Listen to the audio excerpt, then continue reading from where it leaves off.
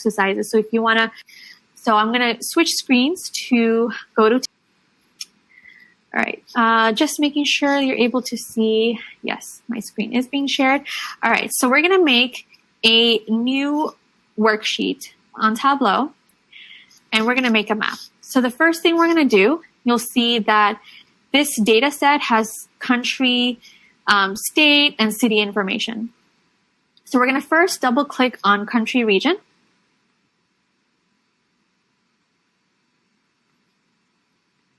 Giving me the rainbow ball, so I'm just going to let it wait. All right.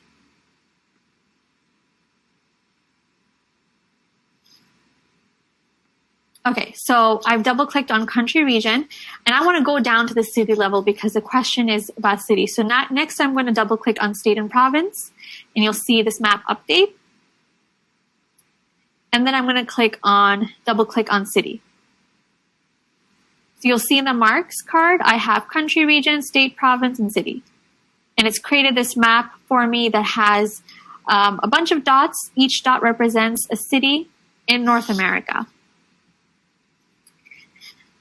So let's say we want to visualize how we want to, like, so you're seeing all these dots, right? But it can kind of, if you're trying to visualize where a lot of orders are coming from, there's a lot of these overlapping dots.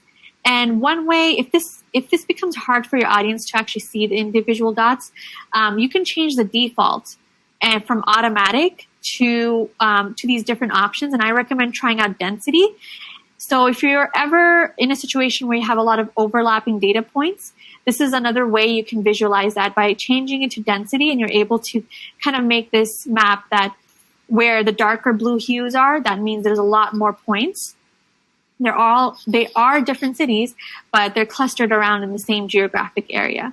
So if you're ever in that situation where it's really hard to see the individual dots, you can play around and see if you want to use density. But that's not what we're going to visualize today. So I just wanted to let you know that's an option. I'm going to change it back to automatic. And what we're going to do is, right now, we just have a single dot for each city.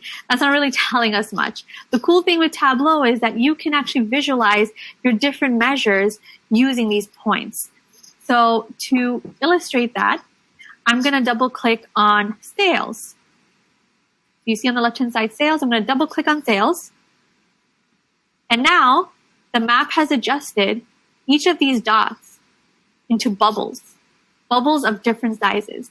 And what Tableau has basically done is that it's encoded sales into the size of each bubble. So the bigger the bubble, the more sales were coming in from that city, individual city. And, you know, these bubbles, they're kind of small, so you can actually adjust. If you go in the marks card, you'll see an option for size. You can actually adjust this to be bigger. I'm going to move this a little bit to the right, and you'll see the bubbles have actually increased in size, and the legend has changed accordingly. That way it's easier to see this on the map. So now you have this bubble map where each bubble represents a city, and the size of the bubble represents the amount of sales. So you can easily see which cities are you seeing more sales coming in from, and which cities not so much. Now you can do even more with Tableau. You can encode even more variables into this map. So our business question was, our audience members, they want to know where in North America most of their orders are coming from. But let's say they want to also know how each city is doing in terms of profit, and which cities are we seeing possibly a loss in. And maybe this can help them figure out which stores they need to close down, or which stores they need to figure out why are they having a profit loss there. It can help them actually explore the data further. So what we're going to do now is double click on profit. And when you do that, you'll notice that now these bubbles have different colors. And according to the legend, blue means a profit, and orange means a loss in profit. So now you can see where in North America you're seeing profit which cities you're seeing profit in. And you can see some cities in Texas where you have some orange bubbles, meaning we are seeing a loss here. So this can actually pose further questions for your audience, like where are we seeing the loss? Which products are we seeing it? So in Houston, which products are not performing so well that is causing us to lose money here? So this is how we're able to visualize two different variables. We're able to visualize sales as well as profit, and we're able to do it geographically at the city level.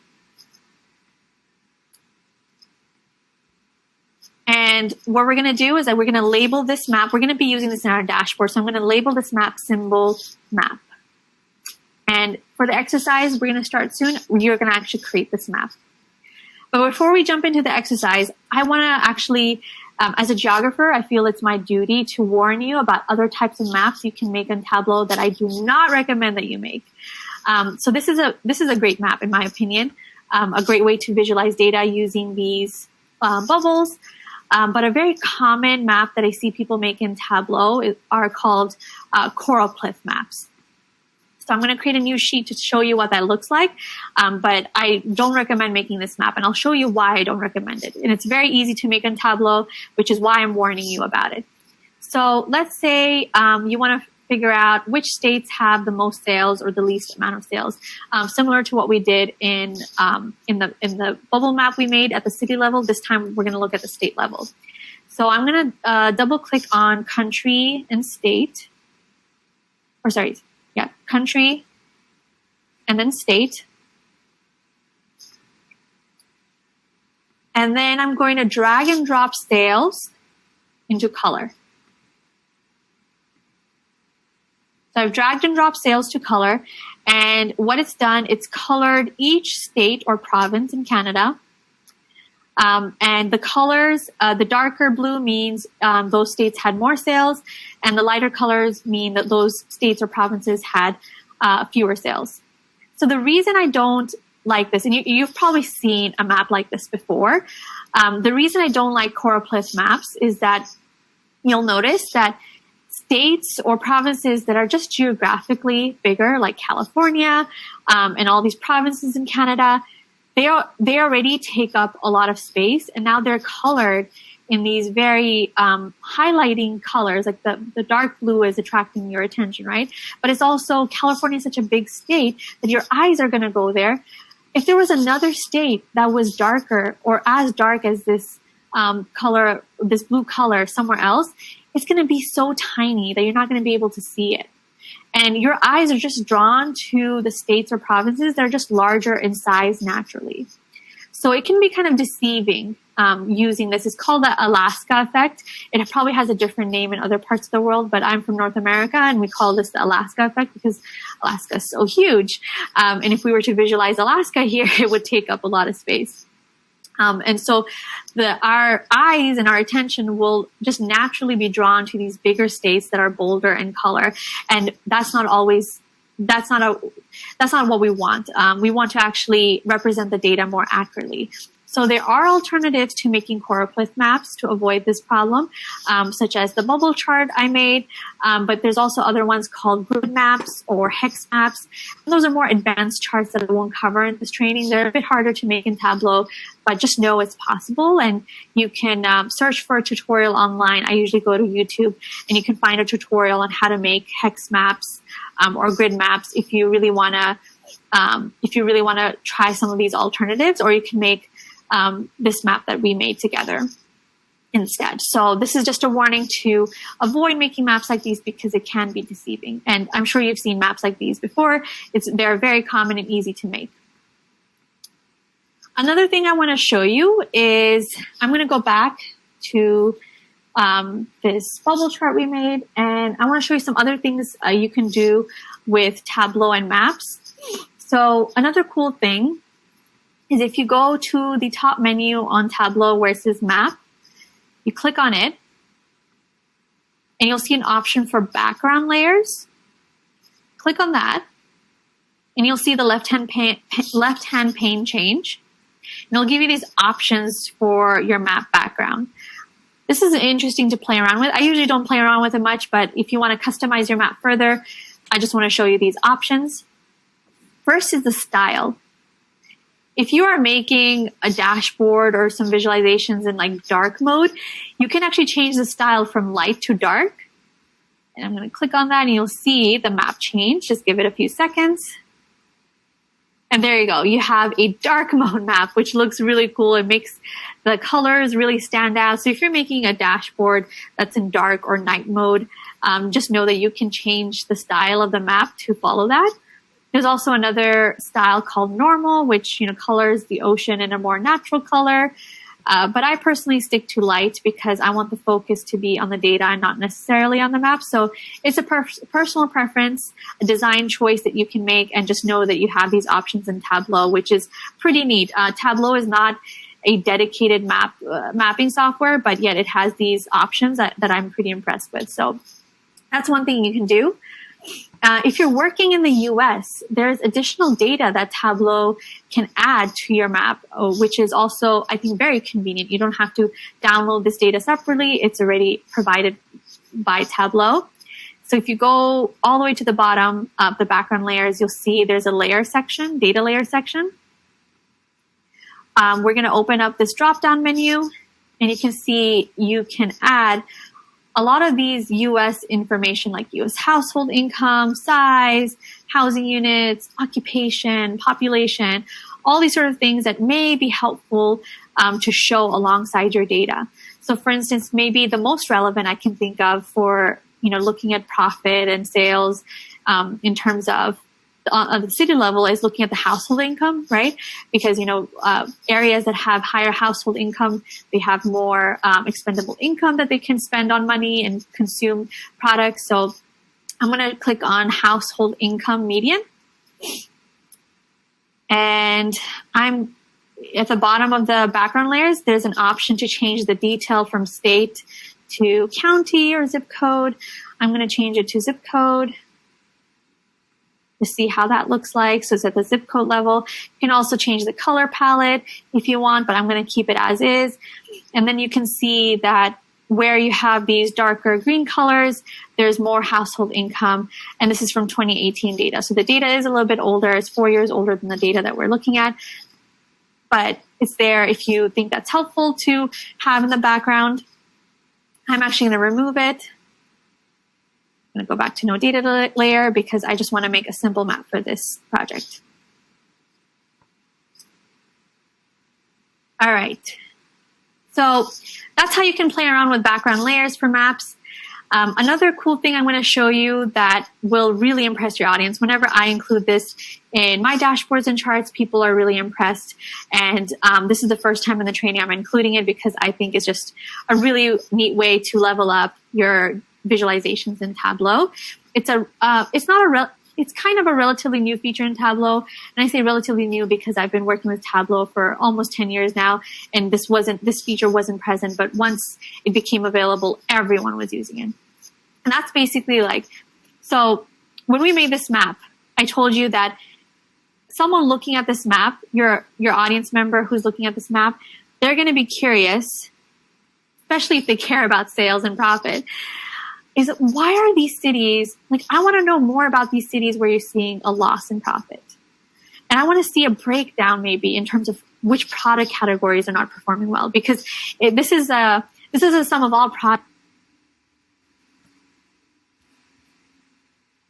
Looking at this map, your audience member who's looking at this map, they're going to be curious, especially if they care about sales and profit, is why are these cities, I want to know more about these cities where you're seeing a loss in profit.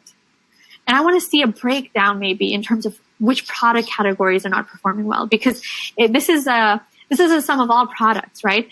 We had different categories. We had furniture, technology, and other categories, but are they all contributing to a profit loss? Which ones are? So maybe your audience members are going to have these additional questions that because they've communicated that to you or you can anticipate. So I like to think ahead, put myself in their shoes, and I know they're going to be curious about a breakdown in terms of product category. So I'm going to create another chart that will answer that question. and I'm going to embed it to the map. So I'm going to add another chart into the map, and I'll show you how you can do that. First, we're going to create a new worksheet.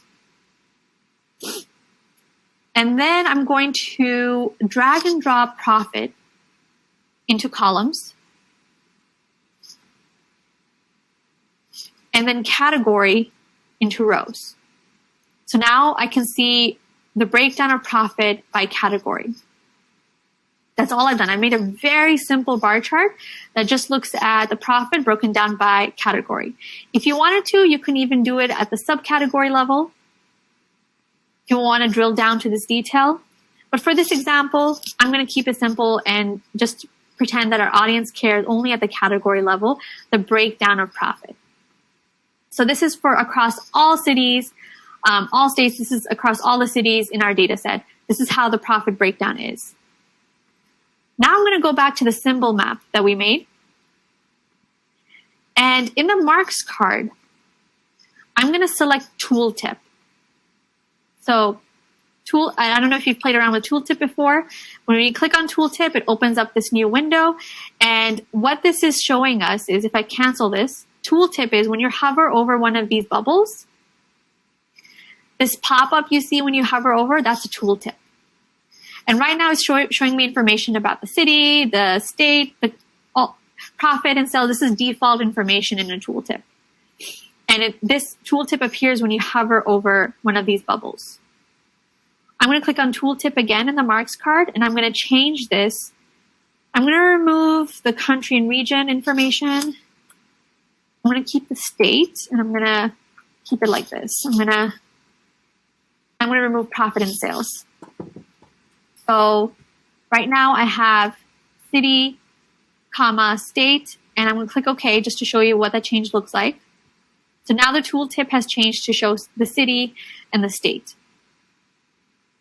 One thing is I'm going to go back to the bar chart I just made for profit and category, and I'm going to name it Tooltip Bar Chart. So it's easier for me to find this sheet later. I'll go back to my symbol map. So right now our tooltip just has the city name and the state. I'm going to click on Tooltip again. And under the city information, I'm going to click on Insert. You'll see this option Insert at the top right-hand area. I'm going to click on that. And in the drop-down, I'm going to go to Sheets and then select Tooltip Bar Chart. The bar chart I just created and named Tooltip Bar Chart, I'm going to select that and change it to whatever name that you named the sheet as. And then you'll see that it's added this sheet. I'm just going to click OK. I'm not going to play around with this more. I'm just going to click OK. Now, when you hover over these bubbles, you'll see that the tooltip now has this tiny, cute bar chart. And you'll notice that the bars actually change depending on the city I hover over. So the original bar chart we made for this tooltip was summing all the profit across all the cities. But in the symbol map, when we added it in and you hover over a specific city, that bar chart changes to only have the scope for that city. So now if we are hovering over Houston, Texas, where we see a lot of loss in profit, the bar chart is showing me that the profit, we're seeing a loss specifically in the categories of furniture and office supplies. Technology is doing okay. Not a lot of profit, but we're seeing a loss specifically in the furniture and office supplies category in Houston, Texas. So it's answering one of the questions that your audience members has, probably also sparking additional questions for exploration. But you see how easy, you don't have to worry about making a bar chart separately for each city and manually adding that in. Tableau is smart enough that it's able to filter your chart for that specific city so that when you hover over it, it's already made this bar chart that's specific to that city. So that's a really neat way.